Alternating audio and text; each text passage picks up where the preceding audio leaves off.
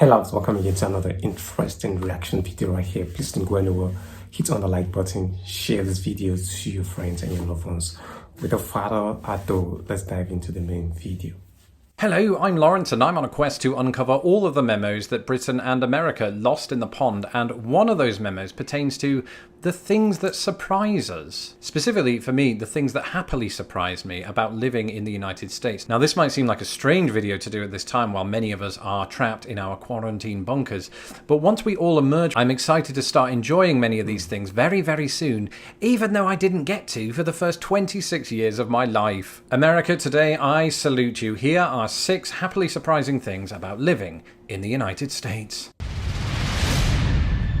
I suppose sometimes, it's the little things in life, or should I say, the litter things in life that please people. And, growing up in a country that is a wasteland, quite frankly. I'm joking, Britain's not that bad.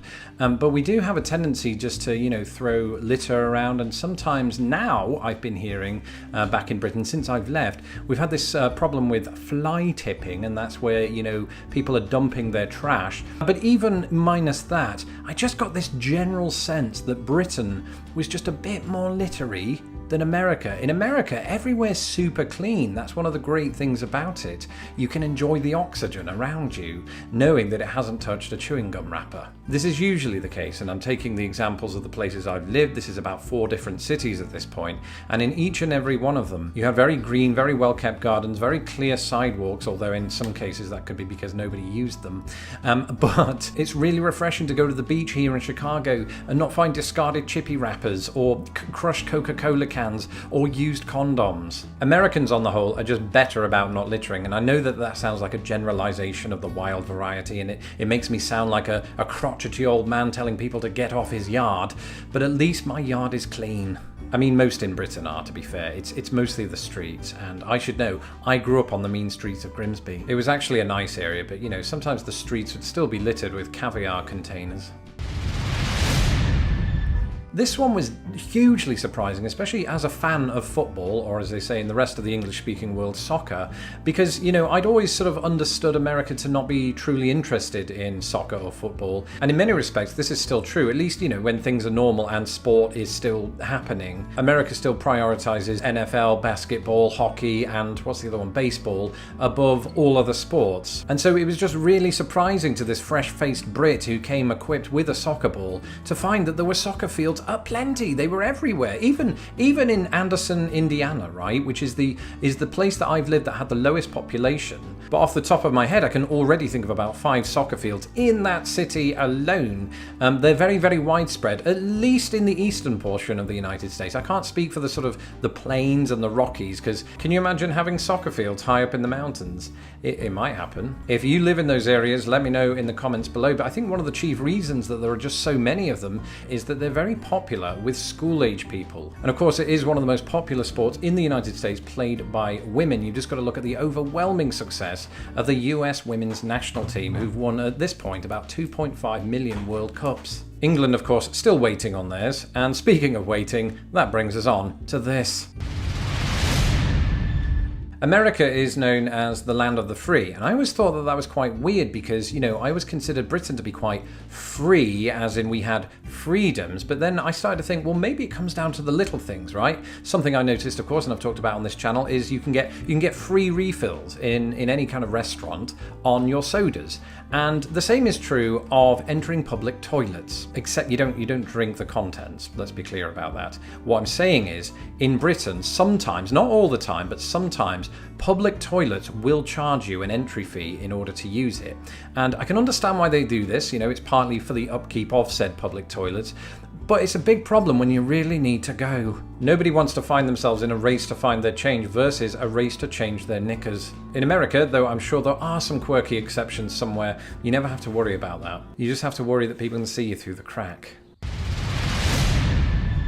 I feel like I've mentioned window screens a lot in my videos, but not really in the context of how they've brought me a lot of joy. And that might sound really strange, right?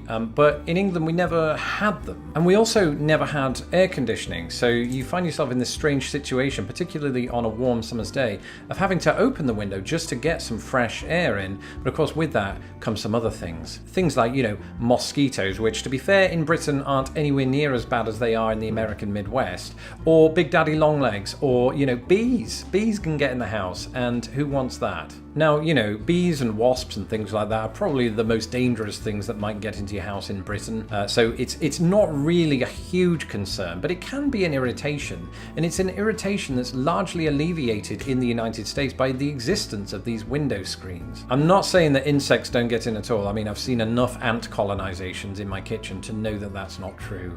But I do not remember the last time I encountered a wasp, a bee, or a mosquito inside my apartment. It just doesn't really happen. But the big revelation that is window screens doesn't just stop bugs from getting in, it also stops a certain somebody from getting out, and I'm not talking about my wife. She uses the door. Now in Britain, people might be a little less concerned about this because, there's more of an outdoor cat culture there. But my cat, much like the cats of many people in the United States, is very decidedly an indoor cat. And if I want to open the window, as I did today, right, there are occasions during spring and autumn when, it's not hot enough for the air conditioning unit and it's not cold enough for the heating, you want to crack a window open, right? And if that were the case in Britain on a lower floor or even the second floor, your cat's gone. And to me, that would be bad because, recently I did have a dream that we lost him at the beach. And I know that curiosity isn't going to kill my cat, but a Prius would. Window screens save lives. Now, once we get the all clear to start en masse leaving our apartments, whether that is by the door or the window, then there's one aspect of America I will never take for granted again, and it's this. Don't get me wrong, we have a fantastic national park system in the United Kingdom, and one, I wished I'd experienced more while I lived there. And the same thing is happening right now as I live in America. I feel like I haven't seen enough of the national parks, or even sort of state parks or state forests and things of that nature. Now, I have experienced one or two, Muir Woods near San Francisco, but I want to see the big ones, I've sold out at this point. I want to do Yellowstone National Park, I want to do Yosemite, I want to do Badlands, all of them basically in a week. Can we make that happen? No. Why not? Because combined they're larger than Britain. Right. The national park system is amazing, protecting some of the most unbelievable natural settings I've ever experienced, or will experience, because, I want to enter the Grand Canyon. That's not a euphemism. So I've already said to the wife, when we get out of this, we're cancelling the Paris trip. Even though she's always wanted to do it, so that's a little harsh. We're just going to go out west, pack up our tents and grow mustaches like Teddy Roosevelt. That's me, not the wife. Now, those of you that are new to this channel might not know that I used to do travel videos back in the day. And today, at the top of Ensign Peak, a wasp stung me. But then that, combined with having to work a day job, just got a little challenging. So I put it on hold, but I think now that I'm YouTubing full time, I might start it up again. I don't mean tomorrow, I mean when we've got the all clearance to go and do this sort of thing.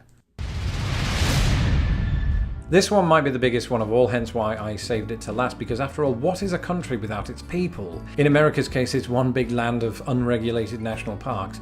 And I think this one is on the mind because, well, I haven't seen any people except the 1.5 that I live with. And the good thing, I think, that was surprising anyway about Americans and American people is just how nice most of you are. That's if you're not talking about politics or religion or PB&J sandwiches. Of course, there are wild exceptions, and I do mean wild, in any country, and I've certainly seen them here on occasion too, but they are the exception that proves the rule. Unlikely as it seems, I just have to look at the comment section beneath my videos. I know, sounds like a mistake, never do that, but mostly it's Americans who comment, and for the most part, they're all really nice. You're all really nice, right? Most of you. I mean, I ignore the ones that aren't. I have a motto: focus on the flowers, not the weeds. And maybe this is a bad example. A good example would be in real life. Americans are very welcoming, sometimes too welcoming. I've been invited to ranches by people I've never met. It's weird, but it happens. And I think it's just sort of bred into people to be hospitable.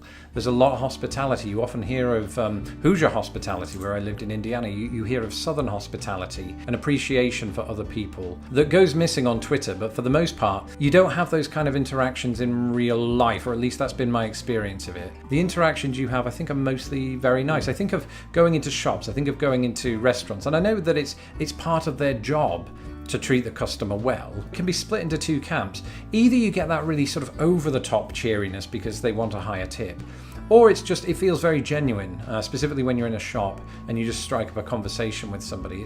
It's much easier to do, I think, than perhaps in Britain. We're a little more guarded, I think, about certain things like that. Wild generalization again, and of course, I'm not saying that Americans are better than British people, but I think it's worth mentioning because if you're coming here and you expect everybody to fall into sort of one of 5 categories, right? Either a seedy boss type from an 80s Wall Street movie, a stoner kid, a surfer dude, they're one and the same, all of the characters from Friends, or Norman Bates from Psycho, then you're going to be disappointed or happily surprised, as I was. That's it for this episode. Thank you for joining me. Let me know in the comments below, specifically if you're not from America, what you were surprised that I was surprised about. And if you are from America, same. Listen, I divulge this kind of information on Twitter, where I just talk about British and American things in general. If you would like to be a part of that community, you can follow me at Lost in the Pond US, and do not forget to subscribe to this channel so that my videos don't get lost in the pond. Finally, as ever, the longer this quarantine situation goes on, the more I am thankful for my patrons who have helped support this channel during this time, and the list of new patrons grows every day. If you would like to become a patron of Lost in the Pond, you can do so at patreon.com/lostinthepond.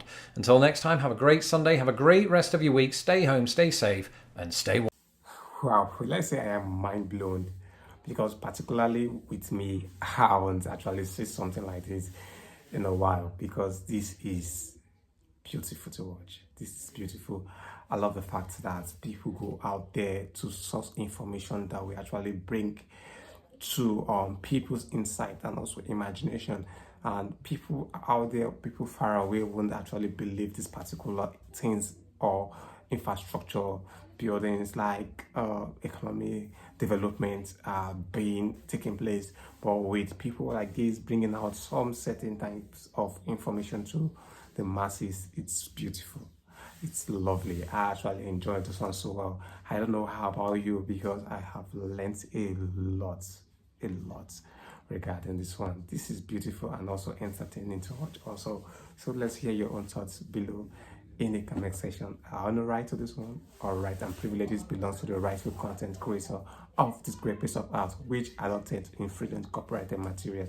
See you on the next one, guys. The way to stay put, stay safe, and stay subscribed. From me to you, it's a bye for now.